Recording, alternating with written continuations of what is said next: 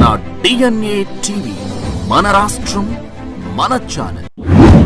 నమస్కారం.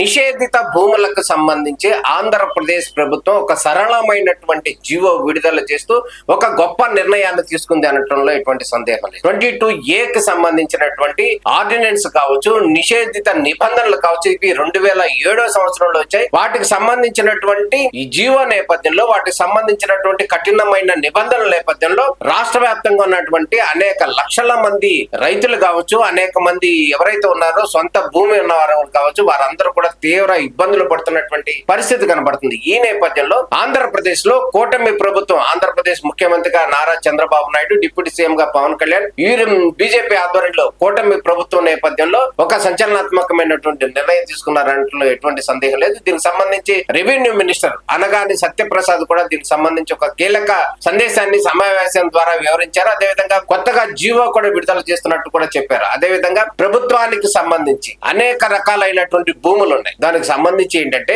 ప్రభుత్వ భూములు కావచ్చు, దేవాదాయ భూములు కావచ్చు, లేకపోతేనేమో అసైన్డ్ ల్యాండ్స్ కావచ్చు, వీటన్నిటి ల్యాండ్స్ కు సంబంధించి ఒక కీలక నిర్ణయం తీసుకున్నారు. ప్రభుత్వానికి సంబంధించినటువంటి ఆస్తులు అన్యాక్రాంతం అవ్వకూడదు. అదే విధంగా ప్రజలకు సంబంధించినటువంటి భూములు ఏవైతే ఉన్నాయో, పట్టా భూములు ఏవైతే ఉన్నాయో, వీటికి సంబంధించినవి కూడా 22లో ఏలో ఉండకూడదు. అంటే అక్కడ ప్రభుత్వానికి సంబంధించినటువంటి భూములు అన్యాక్రాంతం కాకూడదు ఒకటి. అదే విధంగా ప్రజలకు సంబంధించినటువంటి భూములు ఏవైతే ఉన్నాయి, ఆథరైజ్డ్ గా ఉన్నటువంటి పట్టా భూములు కానీ, పక్కా భూములు కానీ, ఈ భూములన్నీ కూడా 22A ఉండి వారు ఇబ్బందులు పడకూడదు. అంటే ఇక్కడ రెండు రకాలుగా, అటు ప్రభుత్వ ఆస్తులు పోకూడదు, ప్రజలు కూడా ఇబ్బంది పడకూడదు అనేటటువంటి ఒక సంచలనాత్మకమైనటువంటి నిర్ణయంతో ఒక జీవో కూడా జారీ చేసినటువంటి పరిస్థితి కనబడుతుంది. ఈ జీవో జారీతో ఇప్పటి వరకు కూటమి ప్రభుత్వం వచ్చిన తర్వాత 22A నిబంధనలను సడలించడానికి కావచ్చు, పెట్టడానికి కావచ్చు, అనేక రకాలైనటువంటి జీవోలు, ఆర్డినెన్స్ కూడా జారీ చేసిన పరిస్థితి కనబడుతుంది. వాటన్నిటిని కూడా పూర్తి స్థాయిలో ఈ రోజు నుంచే కూడా రద్దు చేస్తూ కూడా కీలక నిర్ణయం ప్రకటించిందని చెప్పుకోవాలి. దాంట్లో భాగంగానే ఇక 22A భూములు పెట్టడం కావచ్చు, తొలగించడం కావచ్చు అంత ఈజీ కాదు అనేది స్పష్టంగా చెప్తున్నటువంటి పరిస్థితి కనబడుతుంది. ఒక ఏకీకృత నిర్ణయం ద్వారా, ఏకీకృత వ్యవస్థ ద్వారా, అంటే IG, stamps and registration IG ఆధ్వర్యంలో మాత్రమే దీనికి సంబంధించినటువంటి భూములకు తొలగింపు ప్రక్రియ, లేకపోతే వాటిని చేర్చేటటువంటి అంశానికి సంబంధించినటువంటి ప్రక్రియ, ఈ రెండు కూడా రాష్ట్ర స్థాయిలో ఐజీ స్థాయిలో జరుగుతాయి. అదే విధంగా జిల్లా స్థాయిలో అయితే కనుక ఆర్డీఓ, అదే విధంగా సబ్ కలెక్టర్, వీరి నేతృత్వంలోనే దీనికి సంబంధించినటువంటి భూములకు సంబంధించి వాటిని యాడ్ చేయడం కానీ, తొలగించడం కానీ వంటి అంశాలు జరుగుతాయి. ఉదాహరణ కనుక గమనించినట్లయితే దేవాదాయ శాఖకు సంబంధించినటువంటి ఆస్తులు 4,50,000 ఎకరాలు మాత్రమే ఉన్నాయని చెప్పి ఎండోమెంట్ రికార్డ్స్ లో కానీ, రిజిస్టర్ లో కూడా చూపిస్తున్న పరిస్థితి కనబడుతుంది. కానీ ఇప్పుడు 6,50,000 పైబడినటువంటి ల్యాండ్స్ ఆన్ రికార్డు 22A ఉన్నట్టు చూపిస్తున్న పరిస్థితి కనబడుతుంది. అదే దీంట్లో ఇటు ప్రభుత్వ భూములు కావచ్చు, అదే విధంగా పట్టా భూములు ఏవైతే ఉన్నాయో, పట్టా భూములకు సంబంధించి ఏమంటే ఒక రైతుకు 10 ఎకరాల పొలం ఉంటది. 10 ఎకరాల్లో ఒక పక్కన చిన్నది ఒక 50 సెంట్ల పొలం ఉంటుంది. ఆ పొలానికి సంబంధించి ఎండోమెంట్ సర్వే నెంబర్ యాడ్ అయి ఉంటది. కాబట్టి వీళ్ళు ఏం చేశారంటే గతంలో ఈ 10 ఎకరాల్లో కూడా అక్కడ కేవలం 50 సెంట్లకు సంబంధించినటువంటి సర్వే నెంబర్ ఎండోమెంట్ ల్యాండ్ లో ఉంటే ఈ మొత్తానికి 10 ఎకరాల్లో కూడా 22A ఎండోమెంట్ కింద రాసేశారు. గతం నుంచి జరుగుతున్నటువంటి ఇబ్బంది. దీనికోసం ఆ భూమిని సబ్ డివిజన్ చేయమని, అదే విధంగా ఆ భూమిని 22A నుంచి తొలగించాలని కూడా వారందరూ కూడా ఎన్నో ఏళ్ల తరబడి కూడా వారందరూ కూడా ఫిర్యాదులు పెట్టుకున్నారు, పిటిషన్లు పెట్టుకున్నారు. వాటికి సంబంధించినటువంటి ప్రక్రియ ఎక్కడ కూడా ముందుకెళ్లేదు. దీని నేపథ్యంలో వాళ్ళది 22A ఉండటం మూలంగా ఆ భూమిని వారు అమ్ముకోవడానికి కానీ, వేరే వారికి తాకట్టు పెట్టుకోవడానికి కానీ, లేకపోతే బ్యాంకు నుంచి లోన్లు తెచ్చుకోవడానికి ఎటువంటి అవకాశం కూడా లేదు. ఈ 22A ఉండటం మూలంగా ఇది నిషేధిత భూమి అని రిజిస్ట్రేషన్ దాంట్లో చూపించడం జరుగుతుంది. కాబట్టి వీటి పొలాన్ని ఎవరికి అమ్ముకోలేరు, అదే విధంగా ఎవరు కొనుక్కోలేరు. ఏదైనా అవసరం అయినా కూడా చాలా ఇబ్బందులు పడుతున్నటువంటి పరిస్థితి కనపడుతుంది. వీటన్నిటిని కూడా నేడు ఇచ్చినటువంటి జీవో నేపథ్యంలో మొత్తం సరళీకృతం అవుతున్నాయని అనటంలో ఎటువంటి సందేహం లేదు. మొత్తానికి రాష్ట్ర ప్రభుత్వం తీసుకున్నటువంటి ఈ 22A భూములకు సంబంధించి ఒక కీలక నిర్ణయం తీసుకుందని చెప్పుకోవచ్చు.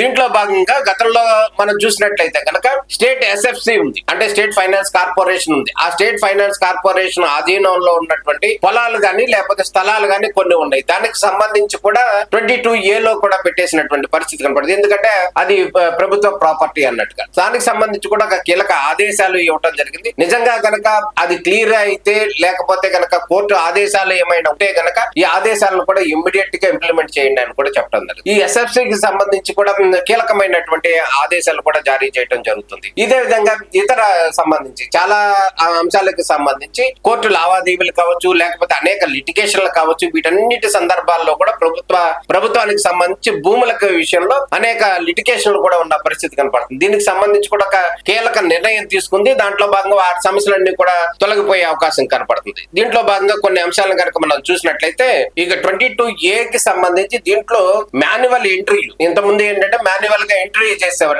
చేయడం కానీ తొలగించడం కానీ. దానికి సంబంధించి ప్రజెంట్ మాన్యువల్ ఎంట్రీ అనే పదాన్ని కూడా తొలగించేశారు. ఖచ్చితంగా కూడా ఆన్లైన్ లో మాత్రమే దీనికి సంబంధించి యాడ్ చేయడం కానీ తొలగించడం కానీ అనే అంశం కూడా పెట్టాలి అని అనుకుంటారు. అదే విధంగా ప్రతి వారం కూడా వెబ్లాండ్ 2.0 డేటాకు సంబంధించి IGRS డేటాతో దీన్ని సమ్మిళితం చేయాలి, సింక్రనైజ్ చేయాలి అనేది ప్రధానంగా ప్రభుత్వం భావిస్తున్నటువంటి పరిస్థితి కనపడుతుంది. అదే విధంగా నిషేధిత ఆస్తుల వివరాలకు సంబంధించి ఏవైతే ఉన్నాయో, ఈ భూములకు సంబంధించి ఉన్నాయో ఆ భూములన్నింటిని కూడా పబ్లిక్ డొమైన్ లో పెట్టాలి. అంటే 22A లో పలానా భూమి ఉంది, పలానా సర్వే నెంబర్ ఉంది, కాబట్టి ఈ విషయంలో జాగ్రత్త ఉండండి అంటూ కూడా ఆ భూములకు అన్నింటిని కూడా పబ్లిక్ డొమైన్ లో పెట్టాలి అనేది ప్రభుత్వం తీసుకున్నటువంటి నిర్ణయం. అదే విధంగా గ్రామ కంటకాలను కూడా ఎట్టి పరిస్థితుల్లో కూడా 22A నుంచి కూడా తొలగించాలి అనేది కీలక నిర్ణయం తీసుకుని చాలా ఊర్లలో కూడా గ్రామ కంటకాలకు సంబంధించి అనేక సమస్యలు ఉన్నాయి. దానికి సంబంధించి ఆ భూములు రిజిస్ట్రేషన్ అవ్వట్లేదు, వారికి సంబంధించి అనేక ఇబ్బందులు ఉన్నాయి. ఈ విషయంలో కూడా గ్రామ కంటకాలు ఏవైతే ఉన్నాయో ఆ గ్రామ కంటకాల్లో ఉన్నటువంటి భూమిని కూడా 22A నుంచి తొలగించాలి అనేది ప్రధానంగా తీసుకున్నటువంటి నిర్ణయంగా కనబడుతుంది. అదే విధంగా చట్టబద్ధంగా క్రమబద్ధీకరించినటువంటి ULC భూముల విషయంలో కూడా 22A నుంచి తొలగించాలనేది ప్రధానంగా చెప్పించారు. అదే విధంగా బ్యాంకుల వద్ద తనఖాలో ఉండి గతంలో గనక రిజిస్ట్రేషన్లు జరిగి ఉంటే గనక ఆ భూముల విషయంలో కూడా పూర్తి స్థాయి ఆధారాలు గనక సంబంధిత రైతుకు ఉంటే గనక ఆ భూములను కూడా రిలీజ్ చేయాలి, 22A నుంచి తొలగించాలనేది ప్రధానంగా చెప్తున్నటువంటి పరిస్థితి. అదే విధంగా అర్బన్ లోకల్ బాడీల పరిధిలో ఉన్నటువంటి పాత లేఅవుట్ల భూములు ఏవైతే ఉన్నాయో వాటిని కూడా ఆ సమస్యను కూడా పరిష్కరించాలని చెప్తున్న పరిస్థితి కనపడుతుంది. అదే విధంగా చట్టబద్ధమైనటువంటి వేలంలో కొనుగోలు చేసినటువంటి దేవాదాయ వక్ఫ్ బోర్డుల భూముల విషయంలో కూడా ఈ 22A నిబంధన వర్తిస్తుంది. గతంలో దేవాదాయ భూమి కావచ్చు, వక్ఫ్ బోర్డులు కావచ్చు, వీళ్ళన్నీ కూడా అఫీషియల్ గా వేలం వేశారు. వేలం వేసిన తర్వాత వాటిని కొనుగోలు చేసినటువంటి వాళ్ళ ల్యాండ్ కూడా 22A లో పెట్టారు. కాబట్టి వాళ్ళు కూడా చాలా ఇబ్బందులు పడుతున్నటువంటి పరిస్థితి. కాబట్టి ఈ 22A నిబంధన అనేది వారికి కూడా వర్తిస్తుంది. కాబట్టి వాళ్ళకు కూడా చాలా మేలు జరుగుతుంది అన్నట్లు ఎటువంటి సందేహం లేదు. అదే విధంగా నిబంధనలకు విరుద్ధంగా విలేజ్ సర్వీస్ ఇనాం భూములు ఏవైతే ఉన్నాయో వాటిని కూడా 22A లో పెడితే కనుక వారి మీద కూడా, అంటే 22A లో పెట్టినటువంటి అధికారులు ఎవరైతే ఉన్నారో వారి మీద కూడా చర్యలు తీసుకుంటామని ప్రభుత్వం కూడా హెచ్చరికలు జారీ చేస్తున్నటువంటి పరిస్థితి కనపడుతుంది. ఇక జిల్లా స్థాయిలో ఆర్టీఓ, సబ్ కలెక్టర్ ఉత్తర్వులు ఏవైతే ఉన్నాయో వాటి మీద జాయింట్ కలెక్టర్ అపలేట్ అథారిటీగా వ్యవహరించాల్సి ఉంటుందని చెప్పారు. ఇక కోర్టు ఆదేశాలు ఇచ్చినటువంటి నిషేధిత ఆస్తుల విషయంలో కూడా 5 రోజుల్లో మాత్రమే చర్యలు తీసుకోవాలంటూ స్పెసిఫిక్ గా ఒక 5 days లో మాత్రమే నిర్ణయం తీసుకోవాలని చెప్పి కింది స్థాయి అధికారులు కూడా ఆదేశాలు జారీ చేసినటువంటి పరిస్థితి ఉంది. ఇక దీనికి సంబంధించి కొత్త సాఫ్ట్వేర్ వ్యవస్థను 90 రోజుల్లో పూర్తి స్థాయిలోకి అందుబాటులోకి తెస్తామని కూడా ప్రభుత్వం చెప్తున్నటువంటి పరిస్థితి. అంటే దీనికి సంబంధించినటువంటి సాఫ్ట్వేర్ కూడా అప్డేట్ అవుతుంది. ఈ అప్డేట్ అయినటువంటి సాఫ్ట్వేర్ 90 రోజులు అంటే 3 నెలల్లో కూడా అందుబాటులోకి తీసుకొస్తామని క్లియర్ గా చెప్పడం జరుగుతుంది. ఇందులో కూడా ఒక క్లారిటీ ఇచ్చారు. భూమిని 22A లో చేర్చడం అనే దానికి సంబంధించి ఇక భవిష్యత్తులో 22A లో కనుక చేర్చాలి అనుకుంటే చాలా నిబంధనలు కఠినతరం చేస్తున్న పరిస్థితి కనపడుతుంది. దీనికి సంబంధించి 22A కి సంబంధించి ఈ భూమి నాదే అని చెప్పి ప్రైవేట్ వ్యక్తి ఎవరైతే ఉన్నారో ఆ వ్యక్తి దానికి సంబంధించినటువంటి ఫుల్ డాక్యుమెంట్స్, ఫుల్ ఆధారాలు కూడా చూపించాల్సినటువంటి బాధ్యత సంబంధిత వ్యక్తికి మాత్రమే ఉంటుంది. అదే విధంగా ఇది గనక 22A ఇది ప్రభుత్వ భూమి అని గనక ప్రభుత్వం చెప్పదలుచుకుంటే గనక ఆ ప్రభుత్వ అధికారులు ఈ భూమి ఏ విధంగా ప్రభుత్వానికి సంబంధించింది, ప్రభుత్వానికి సంబంధించినటువంటి ఆధారాలు ఏమున్నాయి అనేది కూడా ప్రభుత్వ అధికారులే జవాబుదారీగా ఉండాల్సినటువంటి పరిస్థితి కనపడుతుంది. అంటే ఎవరైతే ఒక అధికారి దీన్ని 22A లో పెడితే పలానా రీజన్ మూలంగా, పలానా ఎవిడెన్స్ మూలంగా ప్రభుత్వ భూమి అని కూడా స్పష్టంగా చెప్పాల్సి వస్తుంది. దీనికి ఆ అధికారే బాధ్యుడు అవుతాడు అన్నమాట, ఎటువంటి సందేహం లేదు. అంటే నిబంధనలకు విరుద్ధంగా పెడితే అతని మీద చర్యలు తీసుకోవాల్సి వస్తుంది. అదే విధంగా ప్రభుత్వ భూమిని కూడా కాపాడాల్సినటువంటి బాధ్యత కూడా అతని మీద ఉంటుంది. ఆ ప్రభుత్వ భూమిని కూడా కాపాడాలి, ప్రభుత్వ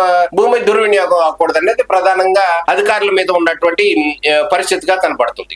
అదే విధంగా 22A గనక ఈ భూమి ఏదైనా ఎక్స్ భూమి అనేది పెట్టాలి అని అనుకుంటే గనక ఖచ్చితంగా ఆ భూమి యజమానికి పూర్తి స్థాయి సమాచారం ఇవ్వాలి, దానికి సంబంధించినటువంటి నోటీసులు ఇవ్వాలి, దానికి సంబంధించినటువంటి పబ్లిక్ డొమైన్ లో కూడా పలానా భూమి పలానా రీజన్ తో పెడతాను అని చెప్పాలి. అంటే గతంలో కనుక మనం చూసినట్టయితే మనకు ఒక 10 ఎకరాల భూమి ఉంది అనుకోండి, 10 ఎకరాల భూమి కూడా 22A వెళ్ళిపోయి ఉంటుంది, ఎప్పుడో 10 సంవత్సరాల క్రితం వెళ్ళిపోయి ఉంటుంది. కానీ మన భూమి అమ్మటానికి వెళ్ళినప్పుడు మాత్రం మీ భూమి నిషేధిత భూమిలో ఉంది కాబట్టి మీ భూమి అమ్మటానికి లేదు అని కూడా చెప్తున్న పరిస్థితి కనపడుతుంది. అంటే ఎందుకంటే ఇక్కడ భూమి తమ భూమి 22లోకి వెళ్ళిందా వెళ్ళలేదా, వెళ్తే కనుక ఏ రీజన్ తో వెళ్ళింది అనేది స్పష్టంగా చెప్పాలి అనేది ప్రభుత్వం యొక్క ఉద్దేశంగా కనబడుతుంది. ఇది మొత్తానికి ఆంధ్రప్రదేశ్ ప్రభుత్వము రాష్ట్రంలో ఉన్నటువంటి అనేక లక్షలాది మంది కూడా రైతులు అనేక సమస్యలతో కూడా ఇబ్బంది పడుతున్నటువంటి పరిస్థితి కనబడుతుంది. ఈ 22A అనేటటువంటి నిబంధన మూలంగా 2007లో వచ్చినటువంటి ఈ నిబంధన మూలంగా దాదాపు 2016, 17, 18 నుంచి కూడా ఈ భూములన్నీ కూడా 22Aలో పెట్టినటువంటి పరిస్థితి కనబడుతుంది. దాని మూలంగా రైతులు కానీ అదేవిధంగా ప్రజలు కూడా చాలా మంది ఇబ్బంది పడుతున్నటువంటి పరిస్థితి కనబడుతుంది. వారందరి సమస్యలు కూడా పరిష్కారం అవుతాయి అనటంలో ఎటువంటి సందేహం లేదని చెప్పాలి. మొత్తానికి ఆంధ్రప్రదేశ్ ప్రభుత్వం 22Aలో నిబంధన మూలంగా ఇబ్బంది పడుతున్నటువంటి ప్రజలందరికీ కూడా ఒక తీపి కబురు చెప్పిందని చెప్పుకోవాలి. దాంట్లో భాగంగానే వాటి ఆ రూల్స్ అన్నింటిని కూడా పూర్తి స్థాయిలో సరళీకృతం చేస్తూ కొత్త జీవో కూడా విడుదల చేసిందని చెప్పుకోవాలి. అదే విధంగా రానున్న రోజుల్లో 22Aలో భూమి పెట్టడం కానీ తీయటం కానీ అంత సాధ్యం కాదు, అంత ఈజీ కాదు అనేది క్లియర్ గా చెప్తున్నటువంటి పరిస్థితి కనపడుతుంది. ఇది 22A కి సంబంధించినటువంటి జీవోకి సంబంధించినటువంటి పూర్తి వివరాలు. నమస్కారం.